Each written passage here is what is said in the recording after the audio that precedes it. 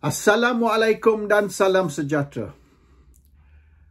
Hari ini saya nak bercerita tentang pembunuhan Al-Tantuiyah Sharibu 17 tahun dulu pada tahun 2006. Mungkin mereka yang golongan undi 18 atau mereka yang umur dalam 20-an, mereka tak berapa tahu cerita ni, ataupun ramai rakyat Malaysia sudah lupa cerita ni sebab ini berlaku 17 tahun dulu dan semenjak tu macam-macam peristiwa baru telah berlaku.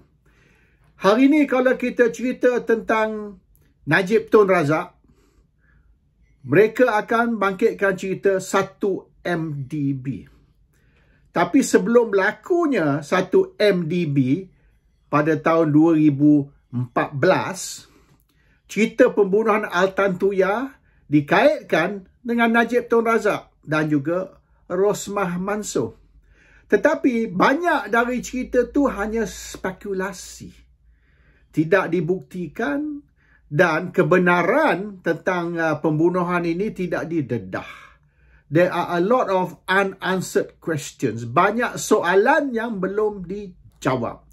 Samalah macam kes pembunuhan Presiden Kennedy. Banyak spekulasi, tapi orang tak tahu apa benda cerita sebenar.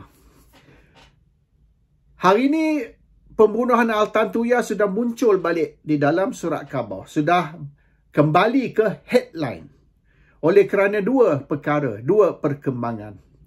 Satunya, ialah Sirul Azhar Omar telah dibebaskan dibebaskan oleh kerajaan Australia. Sebelum ni dia duduk di bawah tahanan sebagai illegal immigrant.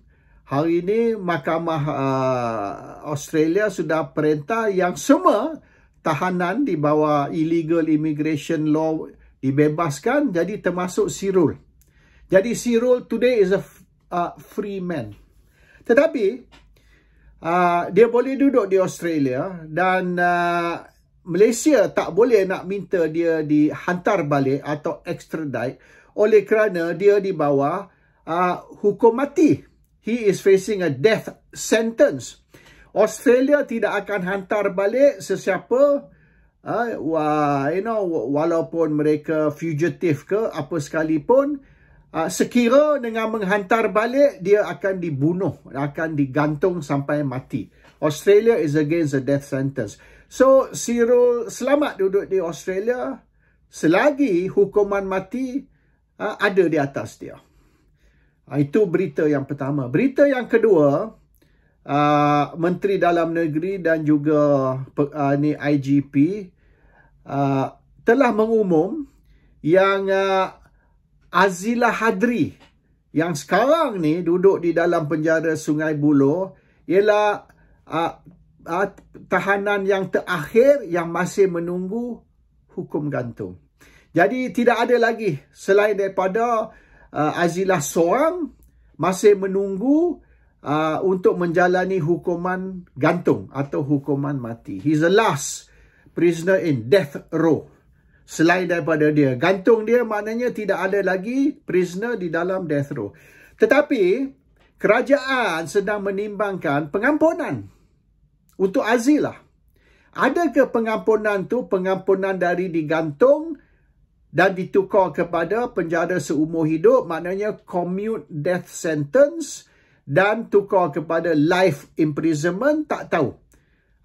Kalau maknanya dikurangkan hukuman dari death sentence ke life imprisonment, maknanya diampun dari gantung diganti dengan penjara seumur hidup, ataupun pengampunan penuh macam Anwar Ibrahim, diorang tidak cakap. So it could be pardon, ataupun the pardon hanya dari digantung tetapi masih duduk dalam penjara. Ini kita tidak diberitahulah. Sekiranya permohonan untuk di Azilah untuk mendapat pengampunan diluluskan, maka mereka juga boleh mempertimbangkan pengampunan untuk Sirul juga. So, kalau kedua-dua, Azilah dan Sirul, diberi pengampunan, walaupun bukan pengampunan penuh, tapi pengampunan dari hukum mati kepada hukuman penjara seumur hidup, maka Sirul boleh dibawa balik. Malaysia boleh mohon untuk kerajaan Australia tangkap Sirul, hantar balik, mana extradite. So, ini dua perkara yang terkini. Nombor 1, pengampunan untuk Azilah. Nombor 2, permohonan untuk bawa Sirul balik ke Malaysia. Iaitu, Sirul juga perlu diampun dari hukum bunuh. Either, kalau ampun dari hukum bunuh, maknanya hukuman penjara seumur hidup kena adalah. Kalau tidak, kerajaan tak boleh nak minta dia balik. Kalau pengampunan penuh, Sirul duduk saja di Australia.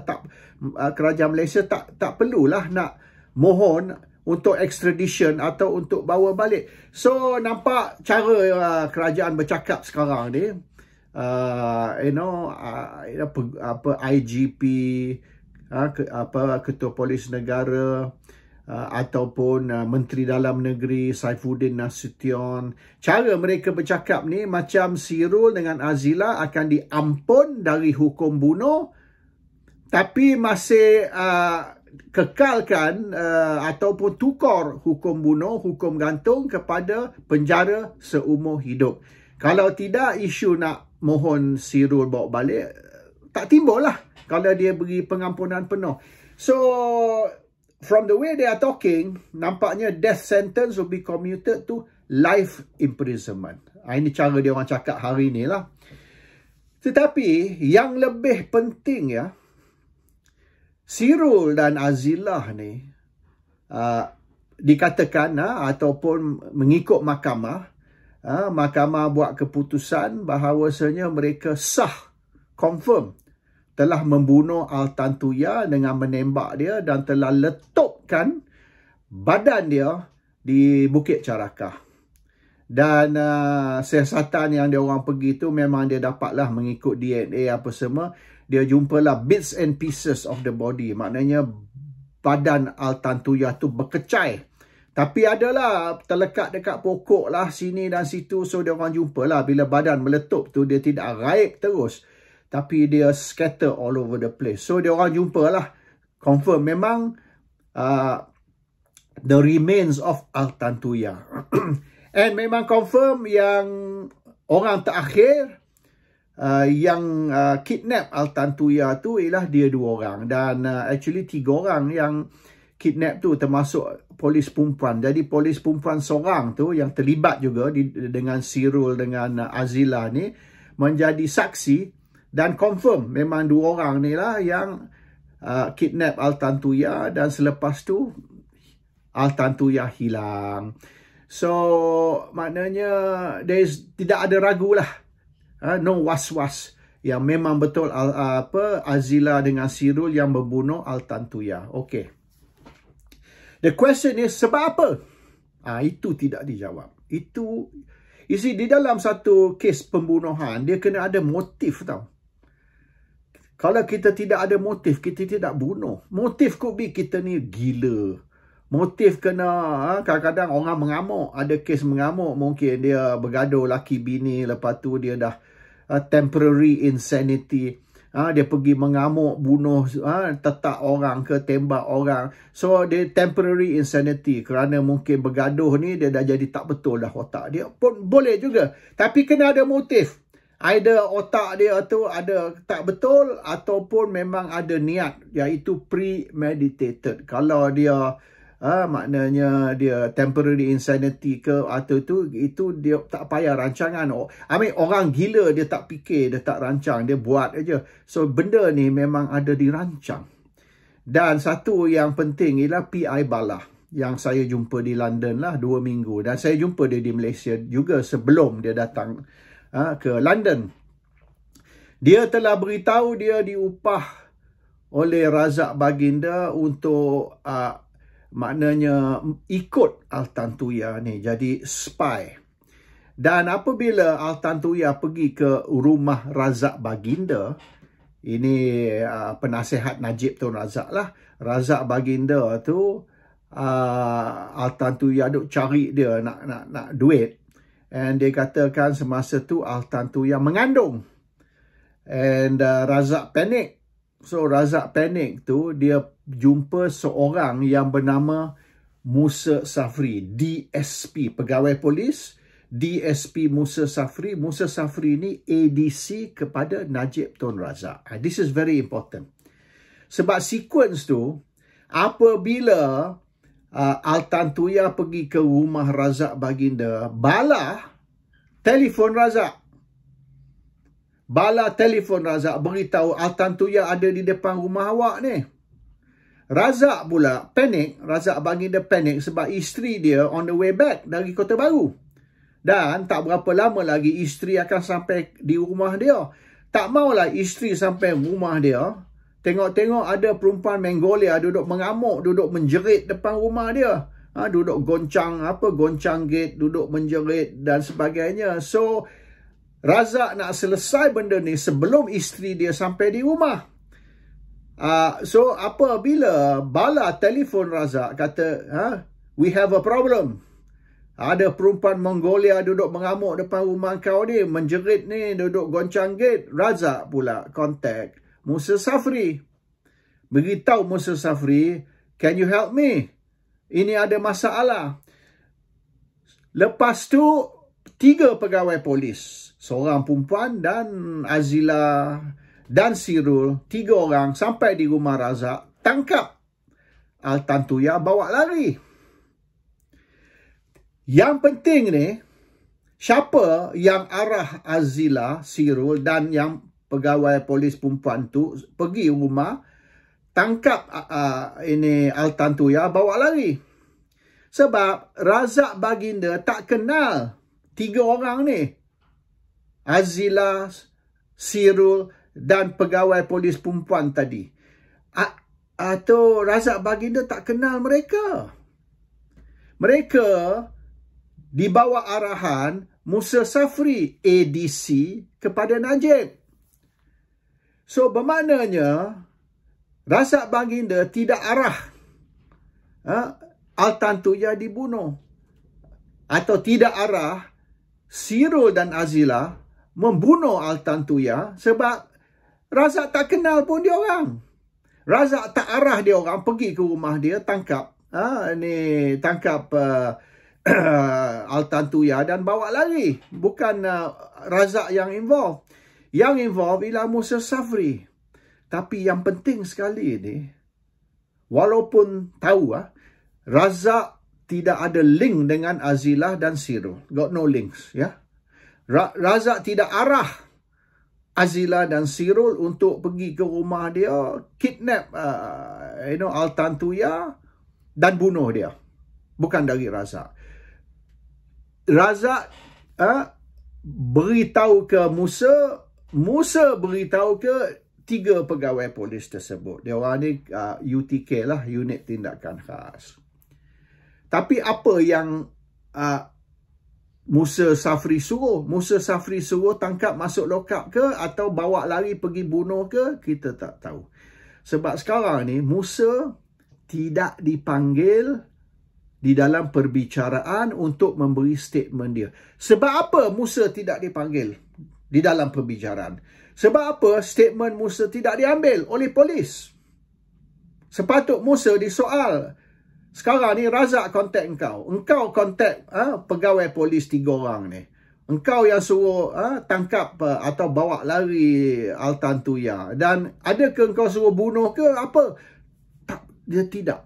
So, dia punya soalan sekarang ni, missing link is Musa Safri. Oleh kerana Musa Safri tidak dipanggil di dalam perbicaraan, statement dia tidak diambil, polis pun tidak ambil kenyataan dia, tak usah kata bicara, polis pun tak langsung tak sentuh dia, bermaknanya sampai hari ini kita tidak tahu ada kearahan ialah untuk membunuh Altantuya atau bawa lari atau masuk lokap ke, tak tahu. Adakah Sirul dan Azila ni pandai-pandai dia orang sendiri. Inisiatif dia orang sendiri untuk bunuh Altantuya. Tetapi sebagai UTK, pegawai polis, kita tahu dia punya kelaziman, culture, tradisi polis ni, dia menjalankan arahan. Kalau arah tangkap, tangkap. Kalau arah bunuh, bunuh. Ini atas arahan dari atas. Mereka ni hanya menjalankan tugas. So, kemungkinan besar arahan kepada Azila dengan Sirul ialah bunuh. Tapi arahan dari siapa? Adakah arahan tu dari Musa Safri? Ataupun arahan tu dari Najib? Adakah Najib yang suruh ADC dia, Musa Safri, untuk arrange untuk Altantuya dibunuh? Atau adakah Najib tak tahu menahu? Ini di antara Razak dengan Musa. Razak baginda minta pertolongan Musa Safri. Musa Safri yang arrange untuk 3 polis UTK ni pergi tangkap dan bunuh. Kita tak tahu sampai hari ini. So the question is, sekarang the suspicion is Najib yang suruh bunuh Altantuya. Ada juga cerita yang mengatakan Rosmah yang arah untuk Altantuya dibunuh. Betul ke Najib ataupun Rosmah yang arah? Kita tak tahu. Selagi Musa Safri tidak dipanggil untuk kenyataan dia diambil, dan oleh kerana Musa Safri tidak dipanggil untuk memberi kenyataan semasa perbicaraan, maka it's still a question mark. Who ordered Altantuya's murder? Who? Was it Razak? Was it Najib? Was it Rosmah? Ataupun inisiatif Musa Safri sendiri, pandai-pandai dia, tanpa pengetahuan baik Najib ke, Rosmah ke, ataupun Razak baginda, tanpa pengetahuan mereka, Musa yang arah untuk Altantuya dibunuh. So, sehingga benda tu, soalan tu boleh terjawab, maka ramai orang berfikir, suspek yang actually pembunuhan Altantuya ni Najib yang mengarahkan. Najib is behind it. Kemungkinan Najib tak tahu menahu. Mungkin Rosmah tak terlibat. Mungkin Razak pun tidak arah dibunuh. Cuma arah tolong, remove her from my house. Bawa lari sebab bini saya nak balik sekejap lagi. Saya tak mau mana Altantuya duduk depan rumah menjerit-menjerit. So, inisiatif atau keputusan untuk membunuh Altantuya kemungkinan dari Musa Safri. Tapi kita tak tahu sehingga kenyataan dia diambil. Dan saya rasa Sirul dengan Azila ni tidak mengguna inisiatif sendiri untuk membunuh Altantuya. Mereka tak kenal pun Altantuya. Mereka tak pernah jumpa Altantuya hingga mereka diarah suruh pergi ke rumah Razak, tangkap Altantuya, lepas tu dia pun hilang. So this is a big mystery. Sepatutnya Musa Safri dipanggil untuk kenyataan dia diambil ataupun dipanggil untuk menjadi saksi semasa perbicaraan supaya sekurang-kurangnya orang yang betul-betul memberi arahan diketahui, dan sekiranya bukan Najib, makna nama Najib boleh dibersihkan. So that is the story today yang the latest lah yang telah timbul isu pembunuhan Altantuya. Assalamualaikum. Salam sejahtera.